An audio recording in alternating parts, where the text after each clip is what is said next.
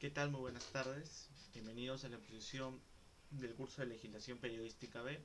Hoy hablaremos de la libertad de expresión y sus límites. ¿Qué tal? Muy buenas tardes. Mi nombre es Piero Alessandro Rivas Lemke.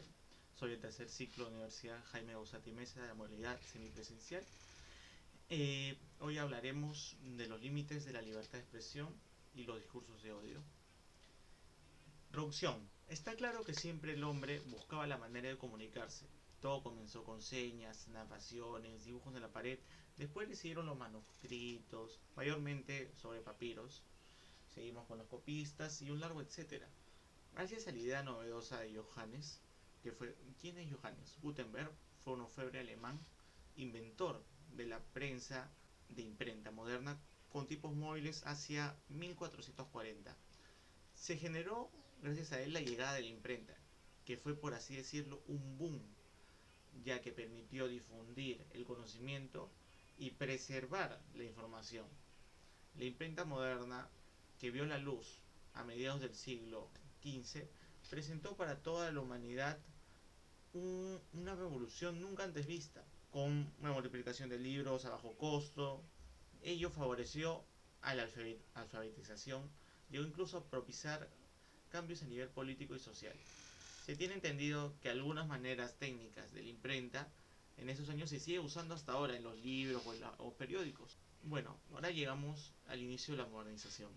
Las máquinas, herramientas extraordinarias que salieron tiempo después, como la radio, el fax, la televisión, el teléfono, las computadoras, mayormente estadounidenses, sorprendieron a la hora de su llegada con los medios escritos que fueron de la mano hasta la actualidad para que el periodista o en sí los medios de comunicación generen información, ¿no? Bueno, los gringos son parte fundamental de la revolución de la prensa, no solo en la maquinaria, sino que hubo un gran apoyo en la influencia del periodismo mundial. Como que por primera vez en el mundo una constitución tuvo el derecho a la libertad de prensa. Esto pasó en Virginia el 12 de junio de 1776. Este acto permitió influir, ya que gracias a ellos, años después la constitución del país lo terminó complementando. En el periodismo permite que muchos medios extranjeros puedan hacer lo mismo, ya que normalmente estaban controlados por el Estado. Además de lo ya tocado en el primer punto, creo que los medios antiesclavistas, los medios republicanos, demócratas, en la mayoría, uno más que otros, influyeron en la información de las personas para poder descubrir, por así decirlo, sus ideales y la información claramente, ¿no? También el diario Penny Express, que eran periódicos de estilo tabloide, producidos en masa desde la década de 1830 en adelante, fueron muy importantes para la prensa de ese entonces. Prácticamente para las personas adineradas eran los periódicos.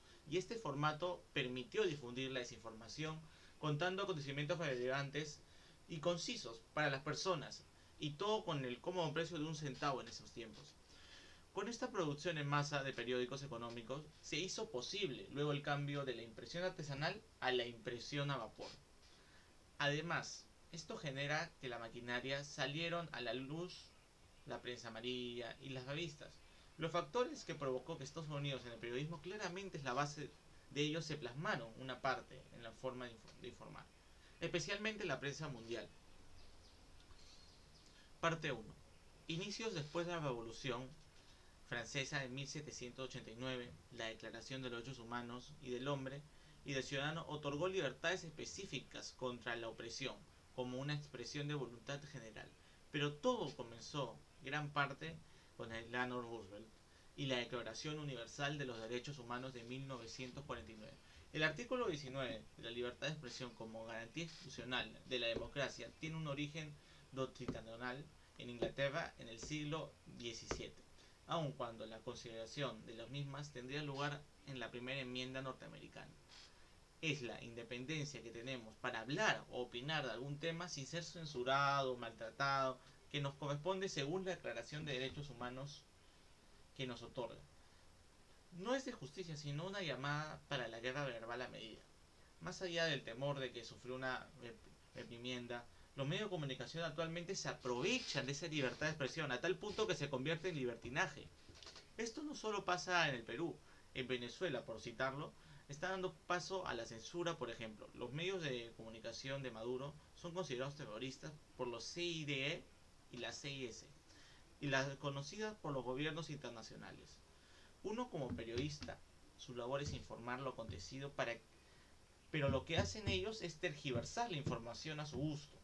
Y cuando alguien lo reclama, se adjudica la libertad de expresión, y así no funciona este derecho que se hace instituible. No hay profesionales seguros. Cada medio de información funciona con su propia instancia o control de línea editorial, pero ello está relacionándose juntos. Esto es una desgracia, que en estos tiempos que la libertad de expresión no funciona en el Perú. Cada uno prácticamente vela por sí mismo, y la población, esto es triste porque es lo que más sufre. En pocas palabras, no se está logrando el derecho de transparencia y difusión. No se está buscando informes de cada medio, y no se está dando a la gente este cumplimiento con la moral y el entendimiento que se está estigmatizando a los periodistas que hacen efecto a su profesión. Las internas de los medios de comunicación son tristes, pero debemos hablar de acá de qué se trata. No solo a veces son bajitos los medios, pero debemos dejar de llorar porque siempre se hace un género desordenado de valor de difusión, del mismo de lo que no es ético. Tampoco hay una clara respuesta del Estado, por supuesto, pero ¿qué hablar de una mirada política acerca de lo que está pasando en este país? Parte 2. Las restricciones y límites de las manifestaciones de la libertad de expresión alcanzan prácticamente un aspecto de la actividad humana, tradicionalmente. Se le ha reconocido una naturaleza dual, es decir, que está integrado por la libertad de expresión al acceso a la información. La libertad de expresión tiene una connotación más amplia, aperturista en el acceso a información,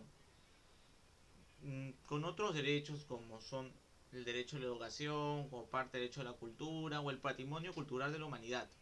El derecho al desarrollo, y por ende el derecho a un mejor rival de vida, ello en ningún sentido implica la ruptura o cambios de paradigmas, sino una interpretación más amplia en razón de las características de los derechos humanos: universidad, interrelación y progresividad.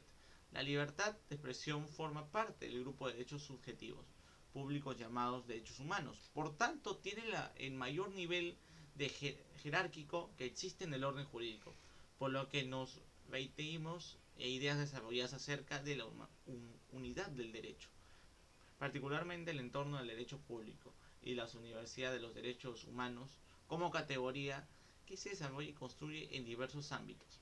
Se conoce como el de los derechos humanos, y el cual para el estudio se ha dividido tomando en cuenta el sitio donde se originan estos parámetros normativos, es decir, las fuentes interna, externa o internacional. Las relaciones entre estándares se favorecen apoyados en la progresividad que se caracterizan a los derechos humanos, la cual supone el avance y desarrollo paulatino hacia un nivel cada vez más amplio y protector.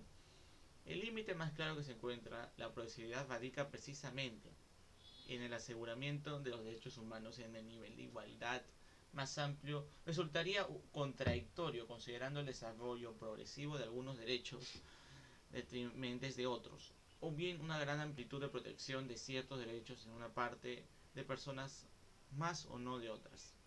El tema de la progresividad de los derechos humanos adquiere una relevancia en situaciones donde materialmente es imposible su ejercicio, como ocurre en los derechos humanos sociales y culturales, los cuales implican una prestación, pues si bien las condiciones económicas de un Estado, que es obligado al principio a su aseguramiento, no favorecen o imposibilitan el ejercicio de la satisfacción del derecho. Si es posible tener y presentar en todo movimiento el mejor nivel de cumplimiento de estos derechos, pues en las obligaciones del Estado está materialmente la irrupción. El derecho humano a la libertad de expresión no es caracterizado precisamente como un derecho que implique una prestación como el caso de los derechos sociales. Sin embargo, tiene una dimensión de implicaciones sociales y culturales que deben tener presentes. Parte 3. Noam Chomsky y la comunicación de masas. La comunicación de masas es influyente en la libertad de expresión. Refiriéndome a Chomsky, Abraham, que es un Abraham Noam, que es un lingüista, filósofo, politólogo y activista estadounidense de origen judío, es columnista de prestigiosos diarios a nivel mundial y sigue vigente, ya no tanto como antes, pero lo sigue haciendo a sus casi 94 años, que él elaboró la lista de los 10 estrategias de manipulación de los medios, que son las siguientes: la estrategia de la distracción, crear problemas y después solucionarlos, la estrategia de la gradualidad, la estrategia de diferir, dirigirse al público como criaturas de poca edad, utilizar aspectos emocionales mucho más en la reflexión, mantener al público en la ignorancia y la mediocridad, estimular al público a ser complaciente con la mediocridad, reforzar la autoculpabilidad, conocer los medios mejor que ellos mismos se conocen. No analiza la sociedad norteamericana, pero en mi opinión prácticamente esto se puede aplicar en cualquier país de Latinoamérica. Se comprende que si lo que dices es cierto, creo que es lo mejor seleccionar la información que consumimos para evitar caer en las artimañas de los medios. Creo que en su lista le faltó poner divide y vencerás, dividir a la sociedad para que se enfrenten entre ellos mismos y se olviden del verdadero culpable, que son los medios o el ente público mayor. En esta época de elecciones hubo demasiado antivotos hacia varios candidatos, por poner ejemplo, Grupo El Comercio, diario reconocido de nuestro país, que además parte de varios canales de televisión, ponen cosas positivas de uno y no de otro, igual en las malas, solo de uno y no de los dos o los 20 que haya. Y así con todos los candidatos. Se supone que un medio de comunicación debe ser ético. En, esto, en estos momentos no lo son algunos, por no decir la mayoría. Ya sabemos que las redes sociales también se consideran como medios de comunicación ahora en estas épocas de elecciones. Y ha habido demasiado antivotos y varios candidatos, como reiteramos. Lo que provoca esto es crear publicaciones falsas, supersticiones hacia uno u otro. Esto genera que varias personas viendo estas publicaciones malintencionadas decían el futuro de nuestro país con su voto a raíz de esa información que dan, que contribuye a un círculo vicioso de manipulación y desinformación. Parte 4. La realidad peruana. De estos tiempos pasados, en el periodismo peruano es muy vertiginoso y sufre de artimañas permitidas por las élites. Uno de los más influyentes fue los diarios Chicha. De todas las maneras que buscaba el gobierno de Fujimori para controlar a los medios, la compra de los mismos o los amedrentamientos a los medios y a los periodistas, se le suma a los diarios Chicha, que son un fenómeno de la prensa sensacionalista que sufrió en el Perú con la finalidad de manipular la información que llegaba a los sectores populares. La creación de los llamados diarios Chicha era un modo de manipular, desinformar y distraer a la población de los acontecimientos que marcaba el día a día en el país, y además ocultar pésimos manejos del presidente en turno. Se caracterizaban por portadas de crímenes sangrientos y mujeres desnudas, por tener titulares sensacionalistas. Una prosa ligera y descuidada, las páginas de estos diarios estaban repletas de noticias que tenían el objetivo de difamar al candidato o líder opositor de turno, como Castañeda, Toledo, Andrade. Fueron algunos los perjudicados de estas portadas. Además de ello, glorificaban la figura del presidente y tenían precios relativamente bajos comparados con los otros diarios, entre 50 y 80 céntimos. Pero de una de las cosas que llamaban la atención de estos eran los colores variados de ellos, que llamaban mucho la atención, gracias a ello viene su nombre, ya que parecían mucho a los póster o anuncios de conciertos de chicha, o mejor dicho, cumbia. Y también se le conoce por ello, que proviene ese nombre de los diarios. El diario El Comercio. Como muchos saben, este diario en cuestión se caracteriza por ser conservador y con un apoyo hacia la derecha, y en sus editoriales, como en sus columnas, mantiene una ideología en que ella resalta puntos claros de la declaración del presidente, contando con la mayoría de los contenidos. Se puede deducir una clara crítica al presidente hacia su gobierno, lo que podemos considerar justo, porque los proyectos que han presentado se sienten poco a poco o nulo el trabajo a lo largo de su mandato, pero a su vez se mantiene malintencionado por el sentido de que no deja al lector poder él mismo sacar una conclusión sobre un acontecimiento. Por una parte que sacamos una conclusión de que nutre esta información completa, pero a su vez tergiversa por parte de la editorial. el mensaje que quiere dar, y ese es el mensaje que quiere dar la población. Pero en nuestro país, poco a poco, todos nos estamos dando cuenta de cómo son los medios de información. De manera que es insultante. Por ejemplo, sabemos que a inicio de la pandemia el gobierno compró demasiada ivermectina, que es un medicamento desparasitario. Se creía hasta cierto punto que prevenía contra el COVID. Tiempo después fue desmentido por el propio presidente de la compañía que lo producía. Lo que pasa es que el gobierno gastó parte de su presupuesto en ivermectina y no vendió gran parte del medicamento. Y lo que estaba haciendo el medio Willax Televisión, que es un canal de señal abierta, sale lo contrario de su programa publicitándola como un preventivo contra el virus. Pero esto es falso, esto no ayuda y lo que molesta es que provoca desinformación a las personas que terminan comprando el medicamento que a largo plazo no les va a servir para nada. Bueno, ya no lo están haciendo, pero durante el inicio del 2021 y el 2020 lo hacían. Parte 5. Como reiteramos, parte 5. Actualidad. Pues como reiteramos, el periodismo no es igual hace 100 años, 10, 5 o 2. Con la pandemia ya terminó de impulsarse lo digital. Los periodistas ahora deben ser completos. Lo escrito está de más, pero refiriéndome a lo primordial, ¿no? Claramente. Pero también es fundamental que sepa manejar lo digital. En sí, las redes sociales, tener en cuenta cada una de ellas, una cámara, un micro, tener dos celulares, en lo que no es obligatorio, sean el último modelo o más caros. En sí, no tener las mejores herramientas te hace el mejor periodista. Lo que tiene que primar es la calidad del periodismo que hace el usuario o moderador, o presentador de información, la veracidad, etcétera. Uno debe asumir que la digitalización es irreversible, debe subestimar el proceso, prepararse para adaptarse, inclusive en equipos. Creo que esto es más para los periodistas de antaño, pues como lo reiteramos, el periodismo digital te orilla y o te impone a ser completo. Si el conductor debe saber portear, hacer usar camarógrafo, inclusive saber de edición o producción. Citando un ejemplo, en una charla de un periodista llamado Juan Pablo Varsky, periodista deportivo argentino, que da un conversatorio a los jóvenes sobre la evolución que ha tenido el periodismo desde que empezó. Sí, esta charla fue en el 2011. En esos años no había mucha modernidad, pero, pero como la de hoy en día, pero en esos tiempos el celular de moda era un Nokia o un BlackBerry.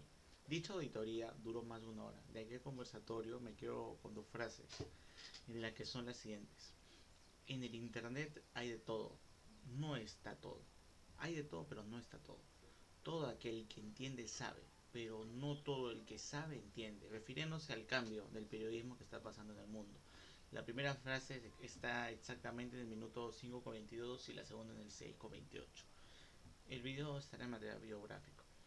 Bueno, refiriéndome hasta la actualidad, ya que en los últimos años es repetitivo que los medios digitales superen y o superaron a los escritos, bueno, sabemos que ha ido evolucionando a través de los años. La comunicación impresa, en mi opinión, en 10 años creo que va a ir disminuyendo parcialmente, ya que ahora todo es virtual, hasta las clases por necesidad, como, lo que, como la que estamos en este instante, ya que el COVID-19 sigue avanzando en el mundo. La información por redes es mucho más rápida que la impresa. Eso va a terminar afectando en el tiempo. La libertad de expresión de así como la libertad de pensamiento, por ende, el derecho a información son constitucionales de la democracia. Desde esta óptica articulista, revisando temas espinosos como la veracidad, la falsedad, de penalización, los llamados delitos contra la honra, la calumnia, la infamación, la injuria, la calumnia, llegan al núcleo del oficio del periodista. No es el derecho del periodismo a mantener un secreto sus fuentes. Es decir, pero cada vez que avanzamos en la virtualidad, se siente que se aprovecha de lo digital para manipular con el hecho de ser libertad de expresión, insultar, calumniar, difamar, manipular. No es libertad de expresión. Ello genera un mal uso del derecho de la libertad. Esto genera a que vamos a un periodismo de calidad en estos tiempos de internet. Estamos de acuerdo que este paradigma está cambiando porque también está cambiando el soporte que se ejerce.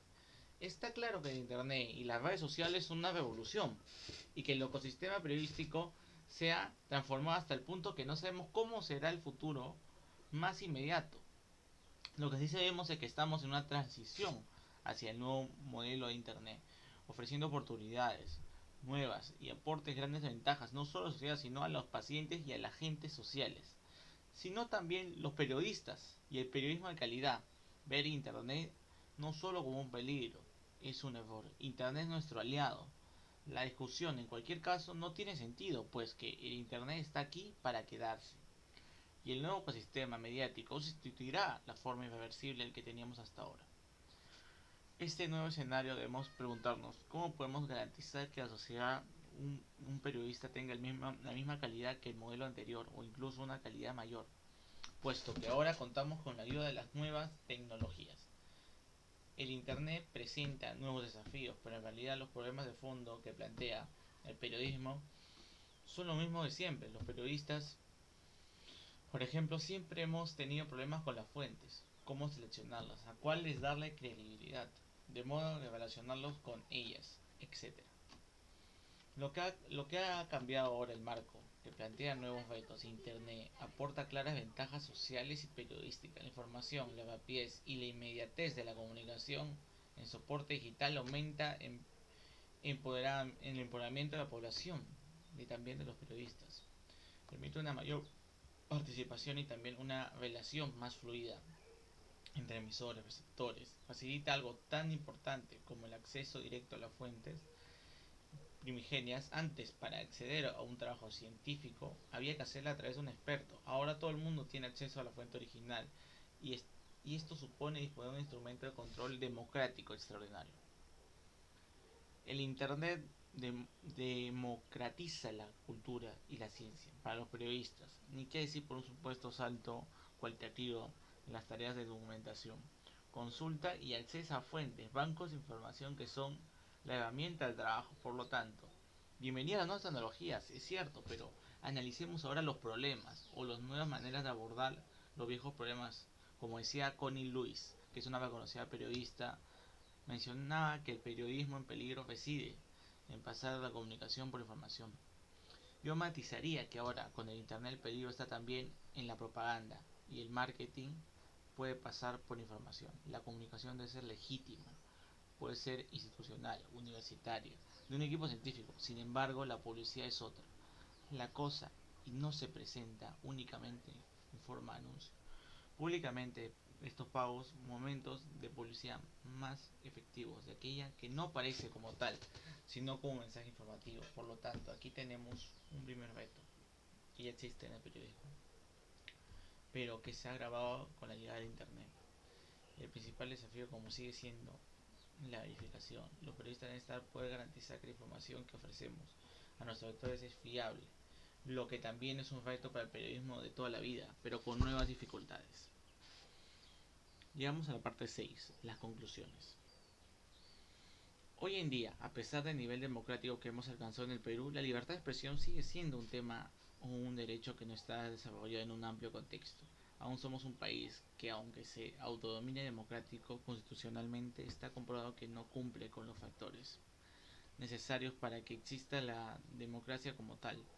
El límite más claro que se encuentra en la progresividad radica precisamente en el aseguramiento de los derechos humanos. En el nivel de igualdad, más tiempo resultaría contradictorio, considerando el derecho progresivo de algunas personas o bien la amplitud de cierto de las personas, más no el derecho humano de la libertad de expresión no es un derecho que implica una prestación como el caso de los derechos sociales. Sin embargo, tiene una dimensión e implicaciones sociales y culturales que deben estar presentes siempre cuando lo hacemos. Bueno, esta ha sido la exposición de la libertad de expresión. Muchas gracias por verme.